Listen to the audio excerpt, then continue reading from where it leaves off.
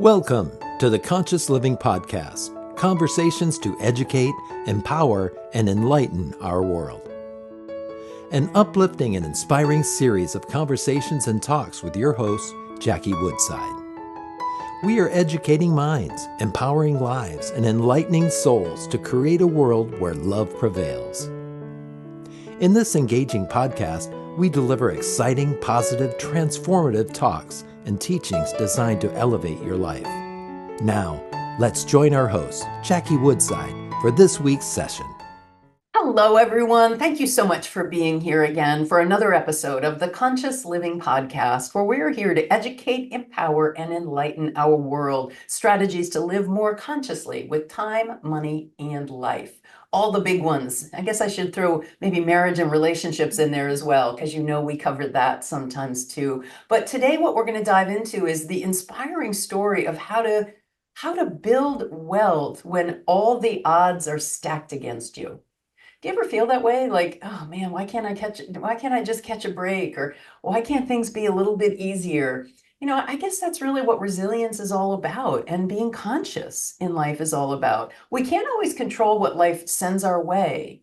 We can only control how we respond to it with hope, faith, optimism, clarity, and yes, resilience. Today's guest, Tanya Taylor, who is an MBA and CPA, financial services industry expert, has lived through that probably more than once. As an undocumented immigrant in her teens coming to the US from Jamaica, she was able to not only create a sustenance living for herself, but actually go on to create enormous wealth, then only to find that somewhat be stripped away when she faced serious adversity with a car accident that left her disabled. She has an amazing, inspiring story, but not just her story. She has a lot to teach us. She wrote a book called Broke to Wealth and another book called Limitation to Limitless. So you're seeing a theme here with what she brings. She's the founder and CEO of Grow Your Wealth, a financial education platform that empowers women to achieve confidence in managing their finances so they can retire worry-free. Love that, Tanya. You've also done a TED Talk. You have been really out there with this message that, it doesn't matter what's happening to you. What matters is what's happening inside of you. So Tanya Taylor, welcome to the Conscious Living Podcast.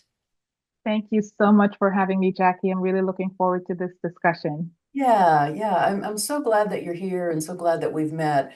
I want to ask you, if you don't mind, just kind of, we just chatted before we got on air a little bit about it, and I found your story to be not only compelling and inspiring, but something that I think other people can learn from. So you came to the US at 16, undocumented, and then you said you went on to build, well, you can tell the story, but I just am like, damn, girl, or the classic version of badass. So let's go ahead and do you mind telling our listeners a little bit about what you did, and then how you lost it, and then how you rebuilt yourself? Sure. So I grew up in Jamaica in just extreme poverty. And at 16, I had graduated high school. My parents couldn't send me on to higher education. So I got an opportunity to come to America, which was like amazing for someone like me. And so when I came here, you kind of grow up hearing about America and hearing of sort of like a land of milk and honey. You come here and you live a luxurious life, except I got here and everyone around me was living paycheck to paycheck and just really struggling as well. And uh, sort of didn't have careers, they just more have jobs. And I wanted something different because I saw this as an opportunity, like a once in a lifetime opportunity where I could not just change my life, but change the trajectory of my family's life as well. And so I started out very early, just setting really concrete goals about what I want and what I wanted to achieve them by. And it just started working towards that. I remember making $75 a week and putting $20 away to save Wow. to pay for college, and then $20 for rent, and the rest had to serve me for whatever I needed to do. Wow. But fast Tanya, forward, I'm gonna interrupt you right yeah. there, because you're already highlighting so much about living life consciously. Like, so you saw X way of living. They had jobs, but not careers. And I knew I didn't want that for myself. So that's number one. You got clear on what life you wanted to create and what values were kind of pushing behind that. Then you said something that's also about conscious living. I set very specific goals. You had a clear vision for what you wanted to do, but not just a vision. You put feet to that vision by Yeah. creating it with goals. And then the third thing you said that I don't think gets enough press really in the conscious living space is I had $75 a week. I put $20 away. I paid this to the rent. So you also demonstrated what I call, I'm sure you're familiar with this, emotional self-regulation. So I'm sure there were days you wanted to go out with your friends or go party or for a weekend trip. Oh, one of the things I forgot to say in your bio, 61 countries that you have traveled to and visited. So I'm sure you had that bug of, maybe want to go home to Jamaica or go places or party or whatever, but you didn't. So Yeah. that kind of emotional self-regulation of like, nope, I have a plan, I have a goal. All of those elements I really want to highlight to our listeners are all aspects of living life consciously. So, so grateful that you're saying all that. So go ahead, fast forward. You said, Yes, that's for, yeah, thank you for saying that too, because sometimes we don't take those pieces out of it, which is right? really important.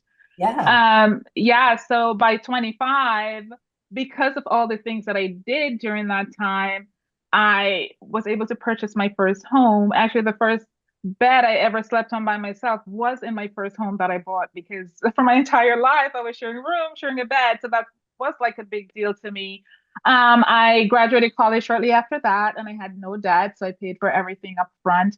And I went to work in corporate America. I graduated college at a really great GPA, had multiple job offers, and was able to go on into corporate America and do really well for myself there. I actually spent 24 years there, Oh, wow. and started a financial education club for children later on, and ran a stock market investment club because again, even though I worked in corporate America, made good money, I didn't think that it would accelerate what I wanted fast enough. And I needed to find other ways of generating income. So I did the start a business and investing.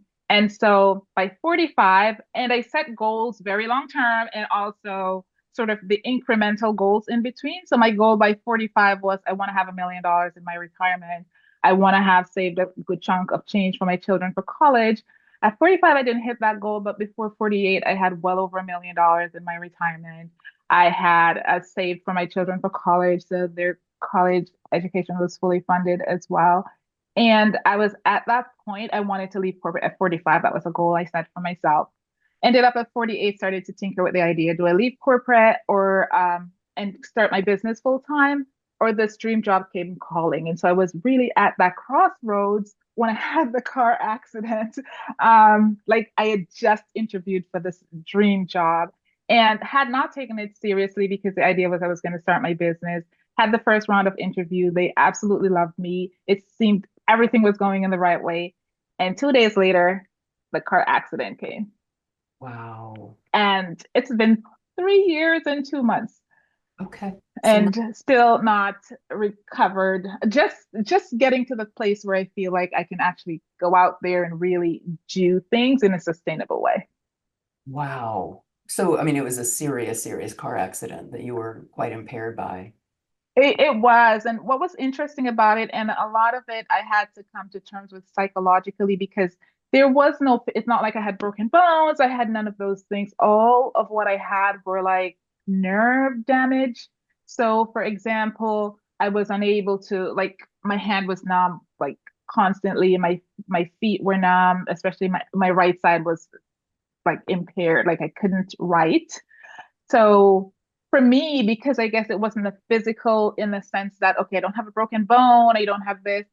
So I kept saying, I should still be able to do this. And I pushed for a while, but eventually it became where got to take a break. And that's where, again, you have to really start to self-regulate and realize that you can't do everything the way that you used to do it. And you have to, it's like a come to Jesus moment. And you're just like, yeah, I need to just I take some have a time. bunch of questions about what you said about your bio. The first one, I'm actually going to go back, and I will work our way back to the accident and then what happened next. But you said something that really gets my attention. You said that between 16 and 25, you were able to save up enough money to buy a house. And you hadn't finished college yet, so you hadn't gotten the corporate job. How did you do Correct. that between 16 and 25? So, so good question. So like I said, I started out making $75, and obviously that kept increasing. What ended up happening is that each time my salary would increase, I would try to live within a certain means. So Yeah, I never spent what my salary was. And right. then when I was around 21, I actually went to junior college. I graduated college. I got a scholarship to go on to another college, and I could not go because one, I still was undocumented, and two, I just didn't have the difference to pay. And I had no job. So I ended up becoming a babysitter, Upper East Side, living in someone's basement. And an opportunity came up where I could learn the skill and get a job in corporate, even though it wasn't like a career, it was just a job. Okay. And I remember not doing it because I didn't have enough money to pay. 6 months later, I'm still doing this job and I see no way out. So I took some time and I invested in myself. I said, you know what? I'm going to take this money, I'm going to invest. And about 2 to 3 months later, I got this job where I went from making $10,000 a year to $40,000 a year. And I continued to live like I was making $10,000 a year. Wow. So I was able to save for college and save to put a down payment on my house. Wow. And that's how I was able to purchase a house even before I got my corporate job. That's amazing, Tanya. Again, I just want to highlight for our listeners the degree of emotional self-regulation to be mindful of where your money is coming in and where it's going out, to make that hard decision of, okay, I've just quadrupled my salary, but I'm still going to live like a pauper, basically, on that 2 grand. It's really, really stunning, but then looking to see what you were able to do is just so, so great. All right, so let's fast forward again to the car accident. You've just interviewed for this dream job, you have the accident. So did they just decided not to hire you because you were incapacitated, or you just couldn't take the job because, I couldn't take the job, but then I still tried to interview because after the car accident, no one could tell me I was not fine. Even when I went to the doctor and the doctor said, you're going to go through therapy for 6 weeks and then we're going to evaluate you. I was yeah, like, oh, I'm good. So I interviewed for the job, but even sitting during the interview, I was distracted. I was in pain. There was so much going on that eventually I realized even if they offer me this job, I will not be able to take it. But they didn't end up offering me the job. I think I bombed in the interview. yeah, right, right. Because it was so bad. But either way, I wouldn't have been able to take the job. And I'm so sorry because can you just repeat the question? Yeah, I Or did just, I answer? what happened? So what Oh, happened? yes. You didn't get the job, and right, so what did you do with your career? So my company, I was working at the Federal Reserve Bank at the time, so they actually held on to my position, but eventually I had to give that up as well because after a while, they need someone to do your job. You can't be out for so long. So they held it for a year and then they gave it up. And because I had been working on starting my business during the time I was interviewing, so then I kept pushing to try to do my business and I got clients in, but I realized after a while that it was not to my best interest because I couldn't commit to my clients the way I know that I can. And I couldn't do the work that I wanted to do the way that I can do it. And I have very, very high expectations for myself. And, being able to show up in the way that I should, I could not. And so eventually I just said, you know what, I have to take a break from my business as well because I don't want to be subpar. I don't believe in being subpar at anything. And I don't want to develop a reputation in a negative way, especially starting out my business. So that Right. was one piece of it. And also I had long-term disability insurance. So the other piece of it too was that if I was going to do my business, I would have to do it in a way that I could replace my income because if I'm getting long-term disability insurance, they're going to cut you off if they see that you're working. So I Right. also had to make that decision too. And one of the things you said before we came on air is that you had one of your other financial accomplishments before the accident was that you had saved a 1 year reserve fund just for that, for unexpected things that come our way. And you had to go through, you burned through it after your Really fast. It did. It went really fast because, like, they talk about Murphy's Law. So I had the accident. Right when I had the accident, I was doing some construction work, and that went way over budget, as most construction work did. And I didn't want to go into debt. So I took some money from that. And of course, I was thinking, okay, I'm going to be back at work or do my business. So income's going to be coming in. I'm not thinking all my money is going to be used up. On top of that, my daughter got ill, and a lot of her treatment was not covered by insurance. So some months I was spending thousands of dollars on her medical expenses. And then I had a tenant who I have rental income as well, who we knew would have to give notice. She was just literally a nightmare. And I knew she would not pay rent if once we give her notice, but it was so bad that I was just like, I'm going to give her notice anyway. It's been 2 years. She still lives in my house rent free. So she's been living here for 2 years rent free because New York has some draconian laws that takes forever to get someone out. So all those things happened at the same time. And yeah, so the emergency fund, I used I used it up. But one of the things that I think I want to highlight here, and it's really important, is so I had long-term disability through my employer, and I would recommend that your audience check out my TED Talk because I get into more in depth there. But your employer long-term disability generally only covers around 60% of your salary, and a lot of people don't know that. And so can we live on 60% of our salary? And most of us cannot, right? Especially if you have all these other things going on. But what I did, again, just this high need for security and protection. A number of years ago, I had gone out and purchased my own supplemental long-term disability policy privately. And so that covered around 40% of my income. So even though I was dipping into my emergency fund, because for the first 3 months I had no income at all, and we could get into that why I had no income at all for that. So, but ultimately, I was able to get the long-term disability from my company, which kicked in at 6 months.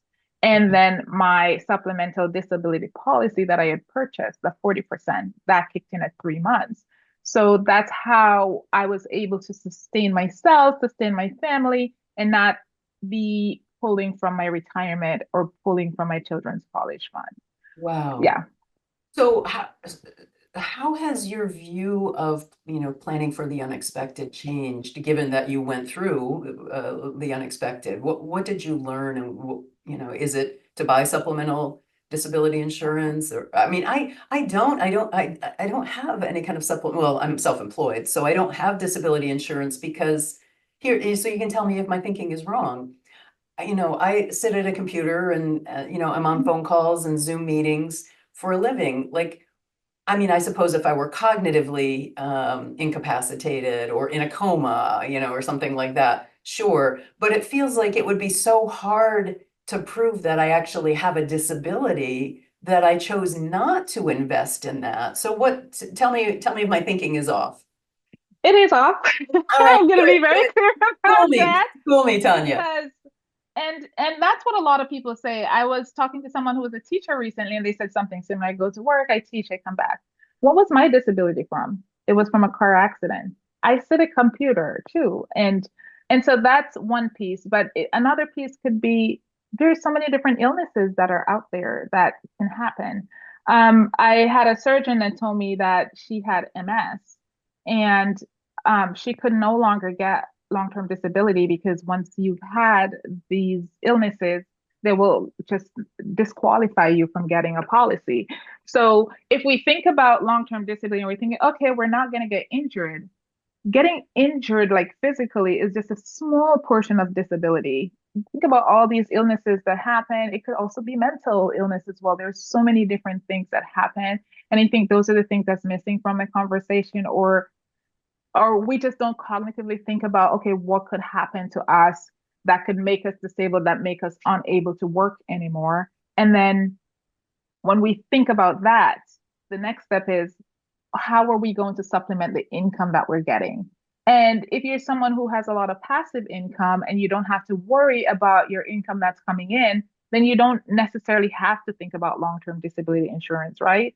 But if you're someone who rely on your income, then you definitely want to have that supplemental piece. And I'm a big advocate of that supplemental piece for various reasons. One being, if you're employed by a company and you leave your employer today and you become disabled next week, even if you were starting at a new company, like how I was transitioning, if I had started at that company, I probably would not yet be eligible for that long-term disability that they offer.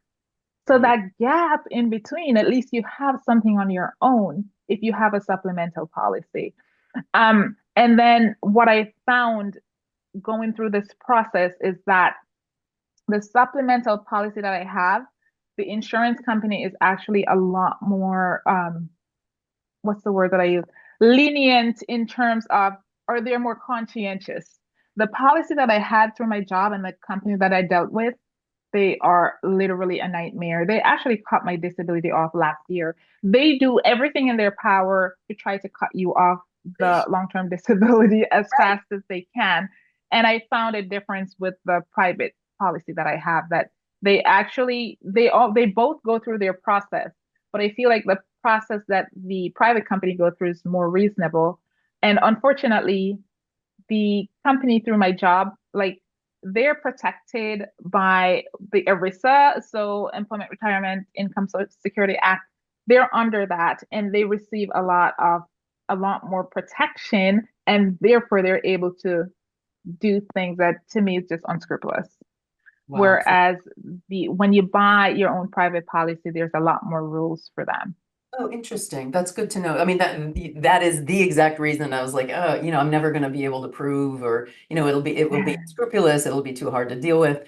All right. So, something else a couple of more things I want to ask you. Do you still live well below your means? Is that something that you've continued to practice? And is that part of your financial advice for people? Yes, so I do advise people do not live up to your paycheck because even for me, like after everything happened, I had to readjust my budget. So I did live below my means, but not the degree that I did before Yeah, because not that level. I Yeah. believe in enjoying life, right? So I Yeah. pay myself first. I do that whole max out my 401k plan. I do that whole put another set here. I always have little money here and there. But then I ask myself, how do I want to live my life today? I don't want to wait until I retire. So that's why the 61 countries. And, I have my time when I have really low budget vacation that is just like, so traveling for me is like my big thing. Everybody has their thing. Like I'm never giving this up, no matter what's going on. For me, it's travel. And so I have my moments where it's just, okay, this is going to be a really low budget vacation. And then I have my moments where it's like, okay, we're going to go here, we're going to stay in the fanciest place, and we're going to eat at the fanciest restaurants because I've done all of this and I've earned it and I've kind of secured a place where I feel very comfortable that I'm going to be okay. My children's college is going to be okay and I can leave a legacy. So I'm also going to live and enjoy life. Beautiful. I love that. I love that. So that is part of your strategy, live below your means, maybe not hugely below your means, but make sure that you're putting money in other places. What are some of the other strategies that you teach people two questions. What are some of the strategies you teach people to be prepared for retirement? I just read this morning that Social Security will be no longer fundable by 2032. It will be, the reserve will be out for the government. So that'll be an interesting time. We're living in a very precarious time about what Social Security will be. So what do you tell people about preparing for retirement and making sure that they have a robust later in life? And then secondly, what strategies and tools do you recommend for people to be prepared for the unexpected? One of them you just said, a supplemental disability account, but I'll bet you have a few others in your tool chest. Yeah, so let's start with your first question in terms of preparing for retirement. And even just going back to the living below your means, I feel like if you're not adequately prepared for retirement, if you're not putting as much away as you can, you definitely want to live below your means. So it's the idea of not comparing, like, don't, because I say I'm not living below my means as much anymore, but I've already secured certain things. So if you're not at that place that you've secured certain things, then you sometimes have to make adjustment and sacrifice. And I talk to my clients about that. Like short term, you may have to give up a few things or rent a room in your house and get that extra income put it away and make sure that you have something stacked away for retirement. And then in terms of so one, you want to, if there's any way that you can get passive income, I'm big on having some sort of income other than what your employer provides, or for a lot of people, you have skills and talents, so you want to use that to generate income, right? And then you want to always pay yourself first, always have an emergency fund. I think I might be combining both questions together, but to prepare for retirement, you put away as much as possible. And don't just let it sit there. I had a client who was in her 30s who had all of her money in her retirement in a 2% account at her job. So you want to understand what's in your retirement account so that you can maximize it as well. And if you can find ways to generate additional income to start putting that away and have an emergency fund. And then in terms of life's unexpected, uh, always have a budget. I know it sounds cliche, but we need to know how much is coming in and how much we're spending so that we can adjust, because we will need to adjust, especially if we end up in a some kind of disability situation. So have a budget, and then also have long-term disability insurance. Even if you don't have it now, and if you have an employer, call them to find out what you have, how much coverage you have, so you can assess whether or not that coverage that you have would be sufficient for you. And if you're self-employed, I highly encourage you to get some sort of long-term disability policy if you know that if your income goes away, you won't be able to sustain yourself. And you're doing this already, but for people who are employed, we all have skills, we all have talents. There's something that we're good at. So use that skill and talent to generate some income. There's a lot going on the internet that we can find ways to generate income. So do that, because people are being laid off so often right now that even the unexpected could be just getting laid off. Sometimes it's not even a car accident, right? Or whatever the case is. You're just laid off and suddenly you find yourself without money, and you got to be finding ways. And also that's why the emergency fund is so critical as well. Yeah, really great strategies. I want to pick up on one of them. You said have a budget, and you just said that like everybody knows what that means. But and I mean, obviously people have a budget, you track what's good. But how do you coach and educate people to establish a budget? What do you think are the important elements of it? Absolutely. So, and you're right. Like sometimes I'll say things and I have to catch myself, because it becomes so natural to do and say certain things. But very important. If you never had a budget, you have no idea how to start. The first step that you want to take is to grab your credit card statement and grab your bank statement and start looking at all of your expenses that you have coming out. And then you might even want to drill down a little bit. What are the ones that are recurring? Like you constantly see that one. And the second thing is look at the ones that are maybe just like once every few months, which is why 3 months is better than looking at 1 month. And if you want to go further, that's even better. So that's the first step that you want to do. You want to look for patterns, and you are going to find patterns. You're getting a lot of parking tickets that you're paying for that you should not be getting. Like, oh, maybe I should stop paying for parking tickets, right? Because that's how you're going to also start finding things that you're going to be cutting out. And then the second step, which is usually the easier step, is how much money do you have coming in? And then compare what you have coming in to what you have spending, what are recurring every month, what are your wants versus what are your needs, because your needs, you can't really adjust much. There are things that you can do even for your needs, but let's say those are fixed for now. And then the other things that are wants that are very variable, then you start chipping away at those, because a lot of times when people prepare a budget, okay, so here's your income, here's your expenses. A lot of people, when they look at the difference, they're actually over budget every month. And that's when they're going to need to start cutting things out. And one of the things that I always say to people is the things that matters to you the most, don't cut them out. Even for a while, you say, okay, I'm going to do this, but you don't want to completely cut it out, because we still have to live and we still want a motivation to continue to live by our budget. And our motivation might be, okay, I have my happy money. Like I tell my clients, this call it whatever you want, but this is your happy money and you're going to use it for this. And then you will feel more comfortable cutting other things out that you don't really need. Yeah, I was going to add that I teach values-based budgeting so that people don't feel deprived because just like Yeah. diet, when people feel deprived, they're not able to. Yeah. So really thinking about what are your values in terms of health, nutrition, social life, pampering, whatever, what values you have that you want to be sure that you're allotting some of your financial resources to, and then where are you just frittering away money of places that you don't really, you're just unconscious about, subscriptions or Correct. or Yeah. apps that you've subscribed to or things like that that really easily can cut out. Tanya, this is so great. I really appreciate your knowledge and wisdom, and most of all, I appreciate the way that you have and continue to live life consciously with your money. And it's a really, really inspiring story for us. If people want to talk to you about your services, Tanya, where might they get in touch with you? Thanks. And thanks for asking. This has been great. So my website is growyourwealth10x.com. And I'm also on LinkedIn as Tanya Taylor, CPA, MBA, and on Instagram at Grow Your Wealth 10x. So they can always check me out there. Grow Your Wealth what? 10, the number 10x. Oh, Grow Your Wealth 10x. Okay, 10x. great. Yes.